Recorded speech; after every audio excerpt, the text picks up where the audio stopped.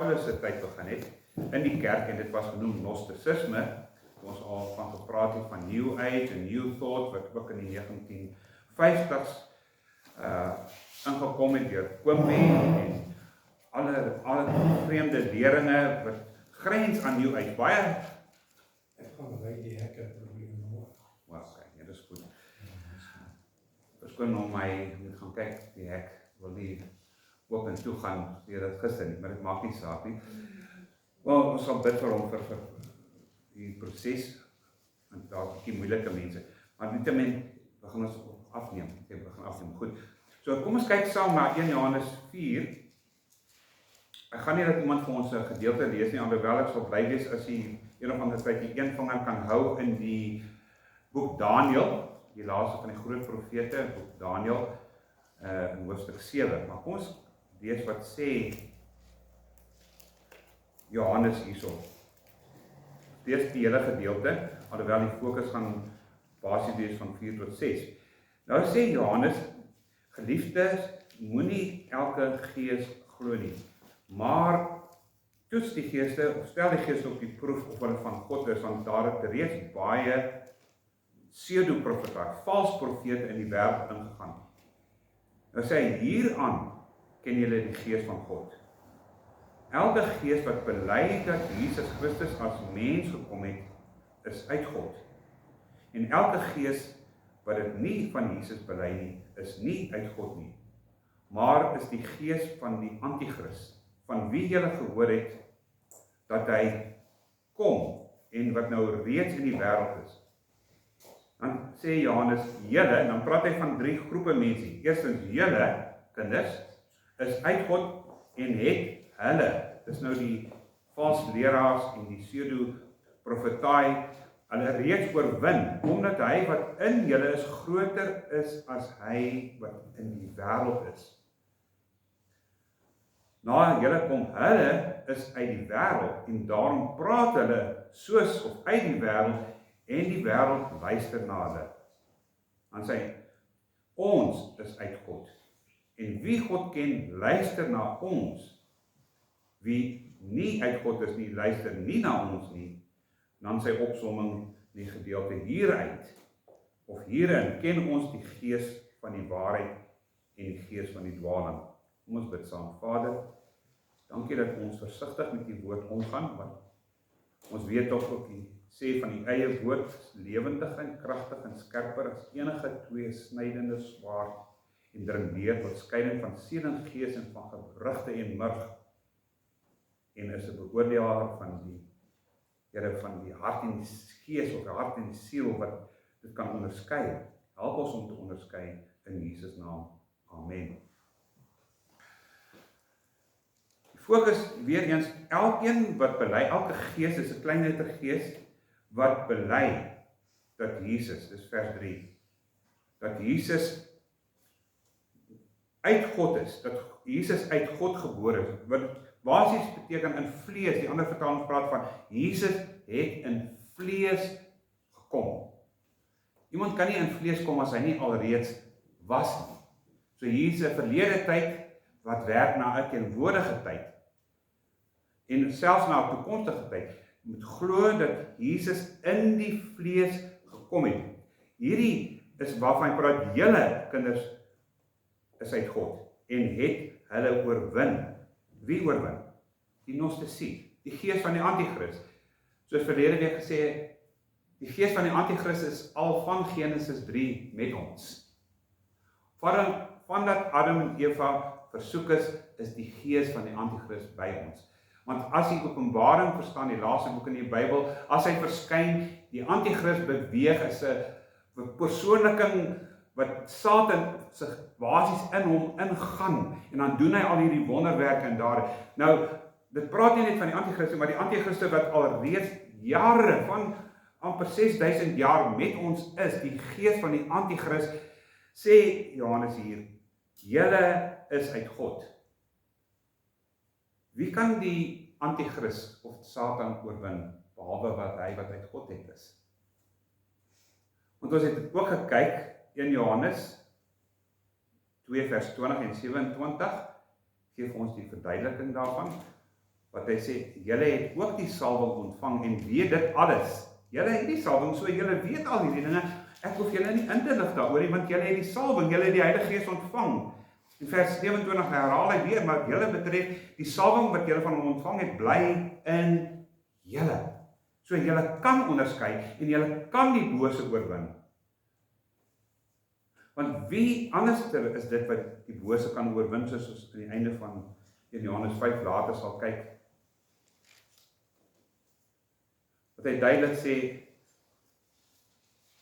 en dan praat hy hier van Jesus, kyk 1 Johannes 5, en dis 'n belangrike vers, 5 vers 20, en ons weet dat die Seun van God gekom het, aan die woorde, weer verlede het, hy het gekom, en aan ons, dit is hulle wat die salwing van die Heilige Gees het verstand gegee het.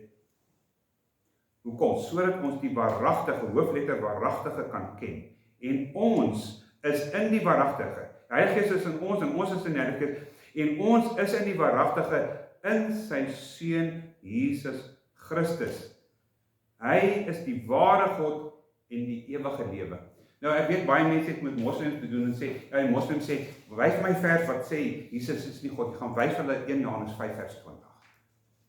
Hy is die waaragtige God en die ewige lewe.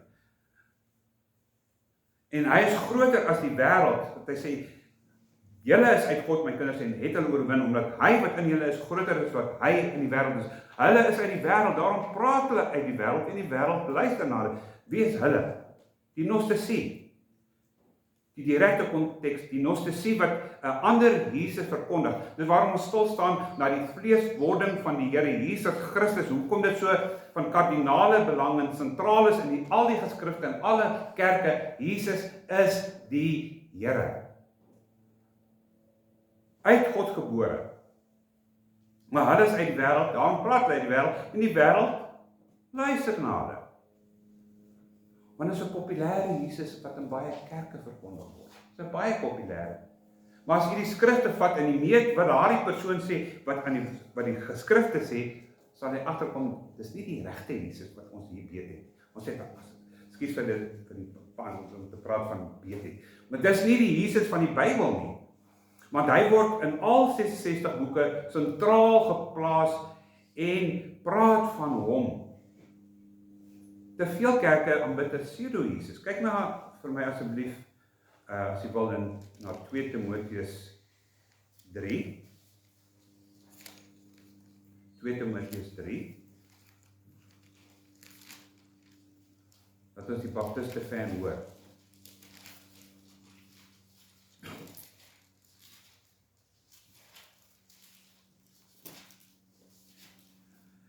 Want hier praat Paulus in dieselfde opsig, 2 Timoteus 3, 3 tot 4.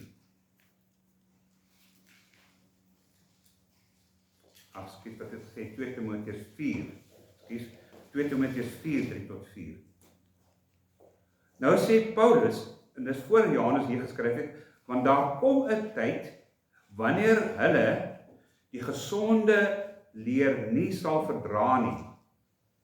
Maar omdat hulle ore gestreel wil word deur wat hulle hoor, wat hulle wil hoor, sal hulle vir hulle self leermeesters na eie begeertes uitsoek. Hulle sal hulle doof hou vir die waarheid en hulle tot versinsels wend.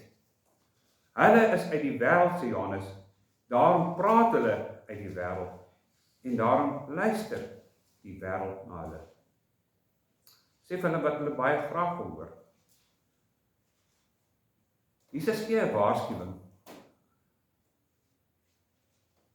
Ek gaan nie die vers vir julle sê nie, maar julle het dit al gehoor. In 2 evangelie sê hy, hulle hom kom vra, gaan baie die koninkryk in? Sê Jesus, nee.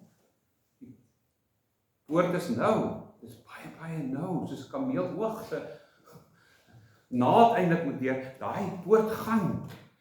En Jesus sê, en die weg is breed, en die poort is nou, en min gaan daar in, stry hard om in te gaan. Johannes waarsku ook die verlore wêreld luister graag na die valsleraars oor aan hulle ore gestreel word, en hulle is almal op die merry-go-round op pad na die ewige verdoemenis, sonder God.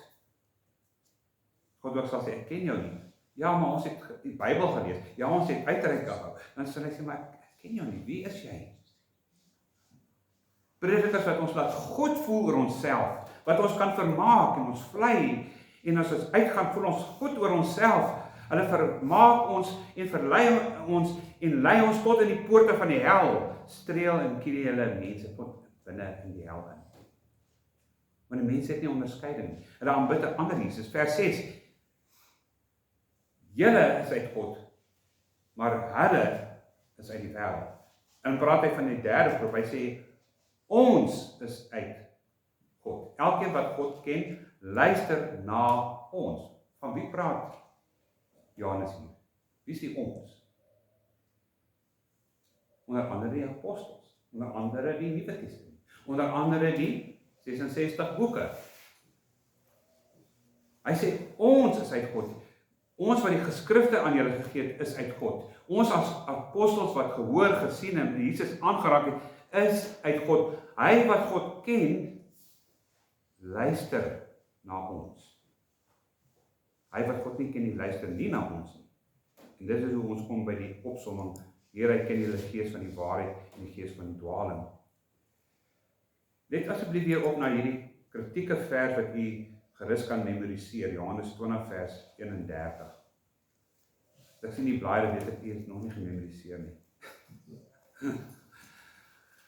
Johannes 20 vers 31. Dis 'n belangrike gedeelte wat Johannes, die een wat hierdie boek skryf, eintlik 'n opsomming maak van al die geskrifte. Jy kan die hele al 66 boeke daarin praat. Want onthou ek het verlede week vir gesê daar is 7 getuies wat van Jesus getuig. Die 2 Johannes, die Vader, die Seun, die Heilige Gees, almal getuig van Jesus, sy werke, Moses getuig van Jesus, almal getuig van Jesus. En dan sê Johannes aangaande, hoekom getuig al hierdie 7 getuies in die boek Johannes van Jesus Christus? Maar hierdie dinge, sê Johannes 20 vers 31,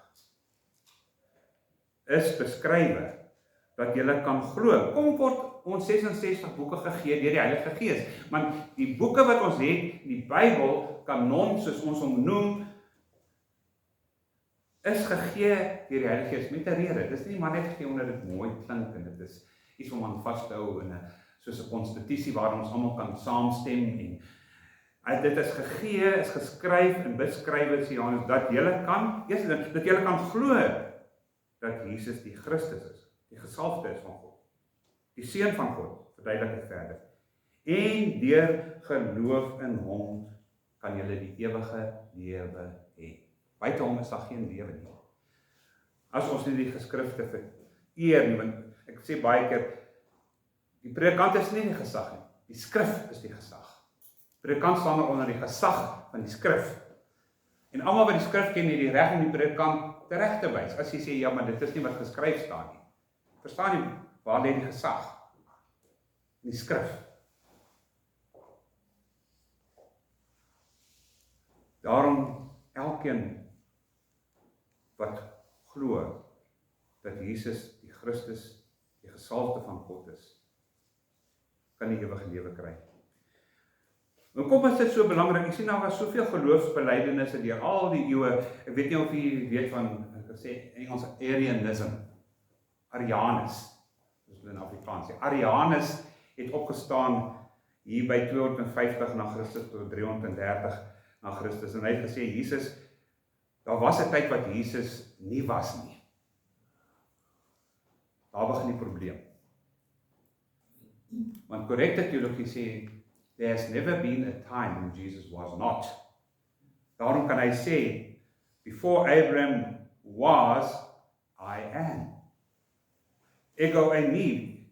Dit is dieselfde in die woord word in die Griekse Ou Testament ook gebruik.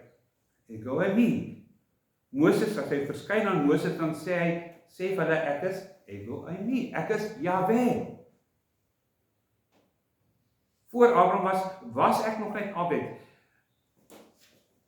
Kom ons kyk na die sentraliteit en dit is belangrik. Ek weet nie, toe het die Council of Nicaea opgestaan en gesê, nee, ons beter vir Arian teengaan. Want jy sien baie kerke vandag nie sê wat 'n kerk nie, verkondig Arianisme.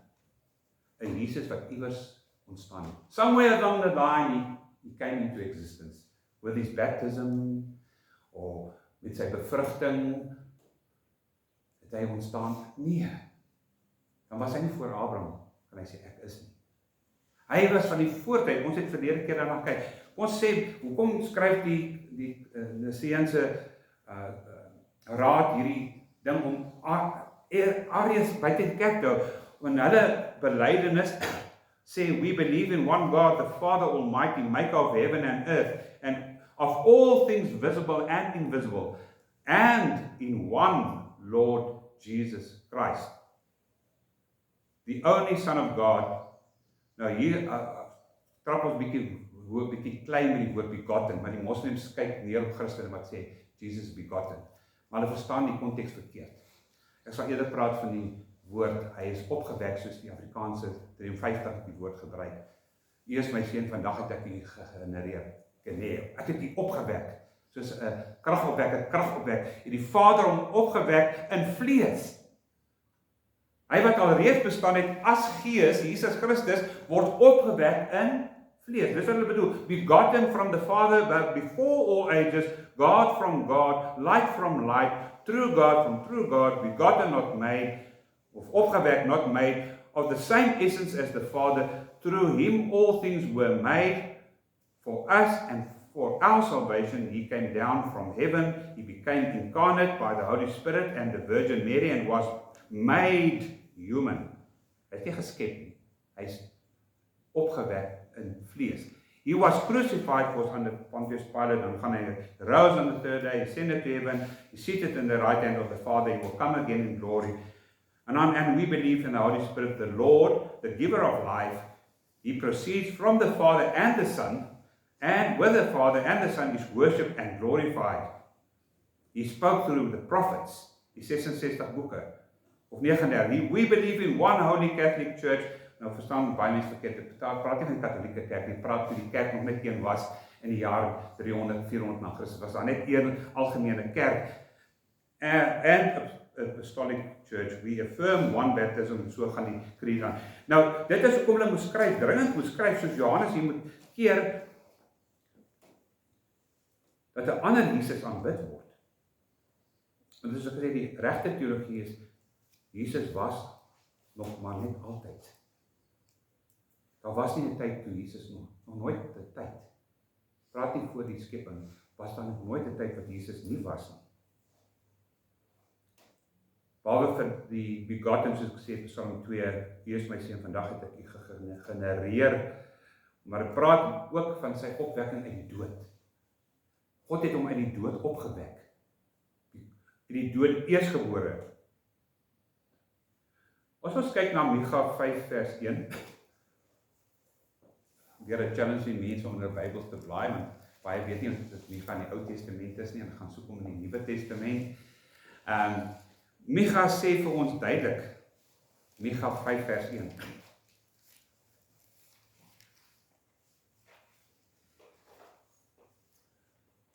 Wie is nog nie by Micha nie?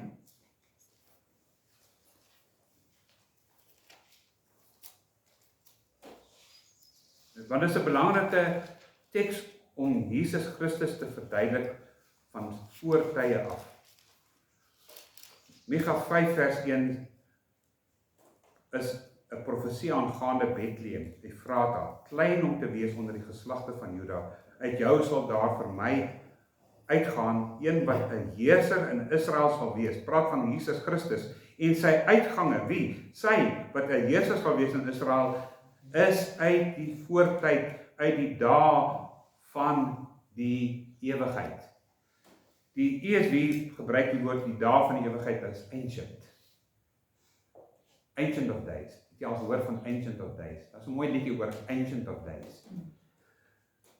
Jesus is uit Ancient of Days uit. Hy is van die voortye, van die ewigheid. Ons kyk na Daniël 7, terwyl hy in die Ou Testament is. Daniël 7 is die laaste van die groter profete. So as jy groter profete ken, wat ek hoop, Ons leer die mense in die oggende ook aangaande die groot profete, Jesegiel, gaan jy verby, dan kry jy vir Daniël. Ek gaan nie die hele gedeelte lees nie, ek gedink om iemand te vra om dit vir my te lees, maar ek gaan daarna verwys en kan kyk na die spesifieke verse. Want Daniël kry naggesigte, visies in die aand, kry hy aangaande die Here Jesus Christus ook. Kyk na Daniël 7 vers 9. Nou sê Daniël, ek het bly kyk totdat trone reggesit is en 'n oue van die dae, vir my baie swak vertaling, die oue van dae. Dink soos daarom sien baie mense God, die ou met die groot wit baard. Dit is nie oue van dae, dit is die ewige van dae. Die Ancient of Days. Hy het gaan sit. Sy kleed was wit soos sneeu en die hare van sy hoof soos skoon wol. Hoe lyk Jesus ook in Openbaring? Net so. Sy troon wat was vuurvlamme, die wiele waarvan was van brandende vuur. Jesus oog gloei in Openbaring 1. Dan praat hy van 'n stroom van vuur het uitgegaan en toe is daar vir hom duisende ontelbare engele daar gestel om hom te dien en om te aanbid. Gaan af ons sê ek het toe bly kyk van weer die stem van die groot woorde wat die horing gespreek het, dit is in konteks van die ander visies wat hy gehad het. En dan sê hy vers 13 kardinaal. Ek, dis Daniël, het gesien in die naggesigte en kyk, met die wolke van die hemel het een hoofletter gekom, soos die seun van 'n mens. En hy het gekom tot by die oue of ewige van dae, en hulle het hom nader gebring voor hom, en aan hom, die seun van die mens is gegee, heerskappy en eer en koninkryk, en al die volke en al die nasies en tale het hom vereer. Hoekom? Omdat sy heerskappy 'n ewige heerskappy is wat nie sal vergaan nie. En sy koninkryk is een wat nie vernietig sal word nie, wat ons gesien het, reeds al geprofeteer is dat van die groot berg kom 'n klip los en vernietig die beeld, die standbeeld van al die koninkryke. Hy sal alles verpletter en alles sal onder sy heerskappy staan. Hy is die Christus, hy is die gesalfde van God, soos ons laasweek gesê het. Niemand kan hom as konings salf nie. God het hom klaar as Christus gesalf. Maar hy is ook die seun van die mens. Hy is die seun van die mens.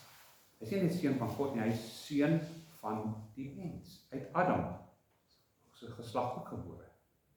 Sal sit op die troon van Dawid. As ek onthou in Markus 14 vers 61 word Jesus, Markus 14 vers 61, as jy so toe wil blaai, word Jesus voor die hoofpriester Kajafas gebring, en dan konfronteer hy vir Jesus, dan sê hy vir hom, maar sê vir ons, wat sê jy vir jouself? Sê jy niks nie? Dan sê hy, sê vir ons of u die Christus is u die Christus, die seun van die geseënde God? Vra die hoofpriester vir Jesus. Dan wat sê Jesus? Ek is. Dan kan hy ook sê, Jahwe, ek is hy.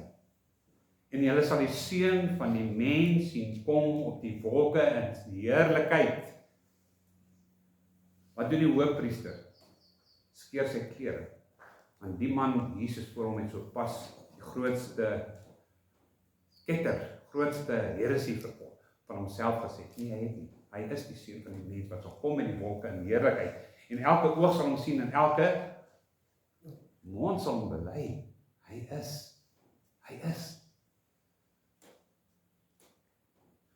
Soos gesê het Johannes 1 vers 18, hy is nie was uit die boesem van die Vader, hy is in die boesem van die Vader.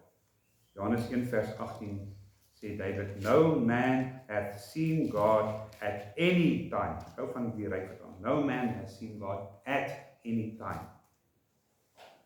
The only begotten, die Afrikaans beter, die enigste geborene seun, wat in die boesem van die Vader is, he hath declared. John Stott, of Milne, ek weet nie wie kommentaar skryf oor Johannes nie, sê, asof God, Vader en Seun, saam met die Heilige Gees, van ewigheid tot ewigheid was, van aangesig tot aangesig, soos in 'n spieël. So bestaan hulle nog altyd. Hy is God. Hy is die God mens. Hy is God wat mens word. Hoekom sê ons dit? Dis wat Johannes hier probeer vir die mense sê. Hy wat nie bely dat Jesus in die vlees gekom het nie, is nie uit God nie, en dis die gees van die Antichrist. Want ons glo in die hypostatiese eenheid van Jesus Christus. Hy is nie half mens, half God nie. Hy is nie Hercules nie. Hy is nie een van die gode seuns soos in die Griek nie. Hy is die Here God. Sy titel sê dit vir ons. Sy het gesê vir die keer. Hy is Iousus. Die Griek sê Iousus. Jesus, die verlosser van God. Maar sy titel is Christus.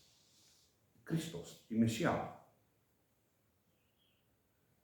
Ons kan baie sê, maar ek gedink ek moet net uittrek van maak, want so gaan ek julle hier sit tot 1 uur met julle nog verduidelik. Al die geskrifte wat praat aangaande Jesus by die Emmausgangers wat hy homself verduidelik in die Emmausgangers. Al die geskrifte van hom praat. By oor en oor gesê, maar ek is hy. Wat sê hy vir Filippus? Filippus sê, toon ons die Vader. En dis om die voorhand van Jesus se kruis. En dan sê Jesus, maar hoekom vra julle my toon die Vader? Ek en die Vader is een. As julle my gesien het, het julle die Vader gesien. Niemand het ooit God gesien nie. Jy sien, daar is hierdie idee dat mense die Vader kan sien. Jy het nog nooit het iemand God ooit gesien nie. Kyk wat noem Paulus God, die onsigbare God.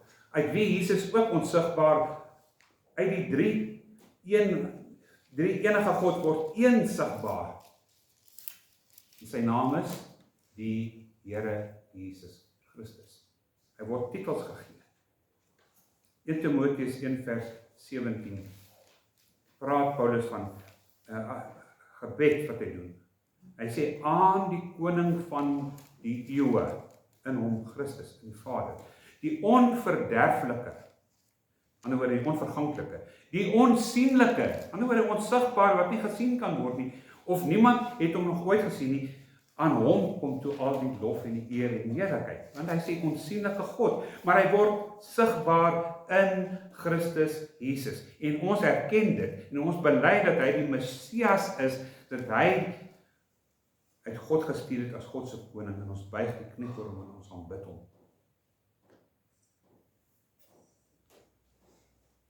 Ons kry in Filippense 2, wat hy sê, hy wat in die gestalte van God was, wat eintlik sê, he who was in very being God, Jesus, emptied himself, nie van sy goddelikheid, nog nooit van sy goddelikheid leeggemaak, maar hy het homself van sy eretitels en sy aanbidding van engele en sy heerlikheid wat ons by die bergrede ons kan sien, by die verheerliking van die berg, wys Jesus so ietsie van homself as hy dit amper lig word soos die helderder as die son. Dit is die kern essensiële wat ons glo. Jesus neem vlees aan. Volgens die wil van die Vader. Hoekom neem Jesus vlees aan? Dit was die wil van die Vader. Kyk na Hebreërs 10 vers 4. Maar jy kan na Psalm 40 vers 6 kyk, want dit is herhaling in Hebreërs van wat die Vader sê, brandoffers en slagoffers, sondoffers nie. Ek wou nie offers hê nie, maar kyk, sê die Seun, hier is ek, 'n liggaam het U vir my voorberei. Hier is ek om U wil te doen, want U wou nie sondoffers, brandoffers, al daai offers hê nie. U wou 'n perfekte liggaam hê wat gekruisig en geoffer word aan God. Jesus neem vlees aan sodat sy vlees geoffer kan word aan God. Dis wat ons geniet by die nagmaal. Ons erken hy's gebreek. Sy liggaam, nie sy gees nie. Sy liggaam is vir ons gebreek. Sy bloed het vir ons gevloei. So waarom het hy gekom? Eerstens, hy het gekom om die onsigbare God sigbaar te maak. Ons verstaan tog, dis wat hy sê. Hy kom om dit, of hy wat onsigbaar is, sigbaar te maak. In vlees. En dan laat hy toe dat hierdie vlees geoffer word aan God as 'n welbehaaglike offerhande, want God wou nie brandoffers, sondoffer. Al die diere wat geslag is, die duisende diere wat geslag is, om sogenaamd die sonde weg te neem, is maar net 'n skadubeeld van die Here Jesus Christus se vlees wat sou kom en die perfekte offer aan God. Dis waarom, dis baie godsdienste vertel, jy moet dit vir God doen, jy moet so lewe, jy moet dit, jy kan dit nie doen nie. Paulus sê, gee julleself as 'n lewende heilige aan God welgevallige offer, net in, soos Jesus dit gegee het, sy eie liggaam. En God aanvaar net Jesus offer. Jy sê, ja, maar jy verstaan nie Dries, ek is 99% sondevry, ek doen net so hier en daar, 1%. God verwerp dit, want God is perfek. Of jy is perfek, of jy is nie perfek. Kan nie sê jy is 99.999 repeterend perfek. Daai 1% is vir God walglik, want hy is perfek. Daarom alleen Jesus kon sy vlees aflê, want die Vader vir ons sonde doen. Het jy ook al gehoor sekere godsdienste praat van Jesus het vir ons in die hel gelei. Kom sê Jesus aan die kruis, het hulle staai, is betaal. Die skuldboek is toegemaak, die sonde skuldboek is toegemaak. Kom het hy nou nog verder gaan lei, as hy sê, dis ten volle betaal, en Vader in my, in u hande, Lukas 23 sê weer, in u hande beveel ek my gees. Nou, lees seker van die kerke wat verkondig, so die Vader sê, ok, ek ontvang jou gees, Christus, maar gaan terug, jy moet nog verder gaan lei op aarde, onder in die hel gaan lei. Wat 'n Vader. Dan is Jesus se offerhande in die vlees nie voldoende gewees nie. As ons almal groot probleme. Jy sien, geliefdes, hier op die tafel lê die simbool van die liggaam en die bloed van die Here Jesus Christus. Dit word nie reg sy bloed, sy liggaam nie. Ons is nie Rooms-Katolieke wat hom in die hemel uittrek en die wafer vir julle aanbied. Dit is 'n simbool van sy liggaam.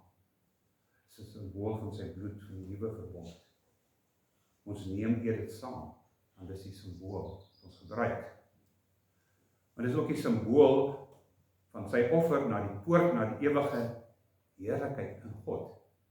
Ja, Jesus het gekom om die Vader sigbaar te maak, gekom om sy vlees vir ons af te lê, vir ons sonde en ongeregtigheid. Maar hy het ook gekom as ons hoëpriester, ons voorspraak by die Vader, om vir ons in te tree. Te sê, Vader, ek het klaar betaal. Dis klaar, dit is ten volle betaal. Hierdie is die poort teen die nagmaal wat ons eintlik die ewige lewe kan sien in Christus. Die belofte wat hy vir ons gee deur die Heilige Gees. Die heerlikheid saam met Christus Jesus. Dis daar nie? Die lied wat ons gaan binnekort sing asseblief, die Remember Me. Want ons het die hoop om saam met Jesus in die heerlikheid in te gaan. En die lam van God het klaar vir ons betaal. Ten volle betaal. Nie want ons so goed is nie, maar omdat sy offer so briljant is, omdat sy offer so perfek is. Dan volgens met die Heidelbergse katekisme, maar met die Westminster katekisme. Wat sê dit? What is the chief end of purpose of man? To glorify God and to enjoy Him forever. Dis waarom hy word vlees, hy lê die vlees af. Hy neem sy vlees op, nuwe vlees, gaan sit aan die regterhand van die Vader, en ons moet hom aanbid. We must glorify hom, want hy bly die Christus. Hy sal vir ewig die Christus wees op die troon. But we must enjoy Him forever. Met ons vooruitsig, ons gaan hemel toe. Wie van u gaan hemel toe gaan? Almal wil hemel toe gaan, glo so. Maar voor dit moet ons hom eers verheerlik. Is dit nie? Hy wat ons dier gekoop het oor sy bloed. Kom ek gaan binne, gaan net ons daai Remember Me speel, en dan terwyl Remember Me wil sal ons voortkom om ons Jesaja 53 weer te sê, en luister, ons doen dit elke nagmaal, maar luister na die woorde van Jesaja 53, want dit profeteer ook aangaande die lam wat sal kom uit die hemel uit.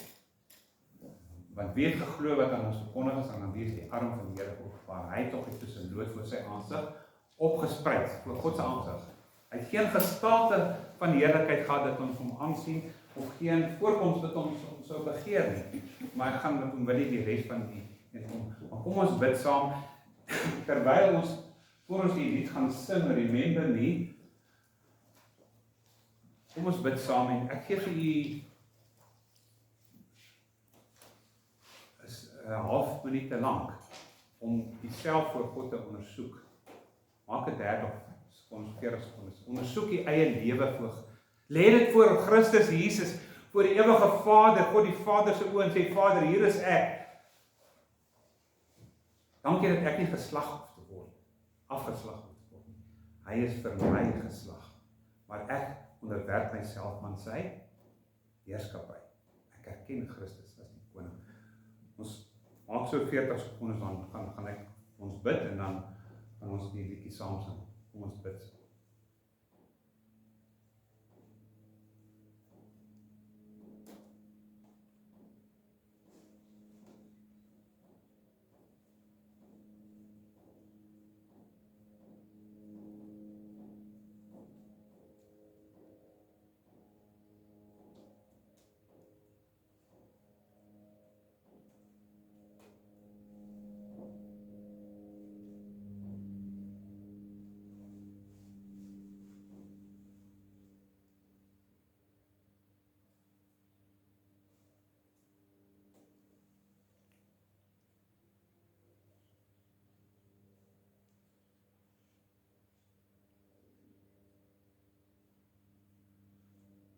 Vader, soos Willie Joubert se liedjie sê, Here, ons kyk na onsself in die lig van Christus, en ons kry baie keer skaam,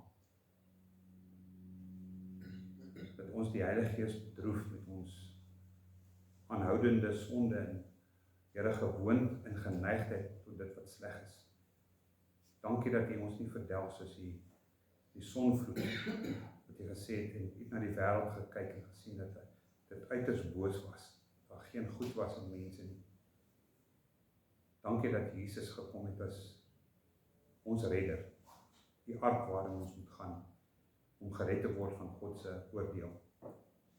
Ons bely, Vader, dat, soos Paulus sê ons ook, Here, hy sê, in my woon daar niks wat goed is nie, dit is in my vlees. Dat ons erken dat wat in ons woon, soos Johannes sê, as hy in julle woon, die Heilige Gees in julle woon, erken en bely ons dat Jesus is die Here, want hy het vir ons betaal, en hy het eiendomsreg, hy het reg tot ons. Seën ons by die gebruik van die nagmaal, tot verheerliking van die naam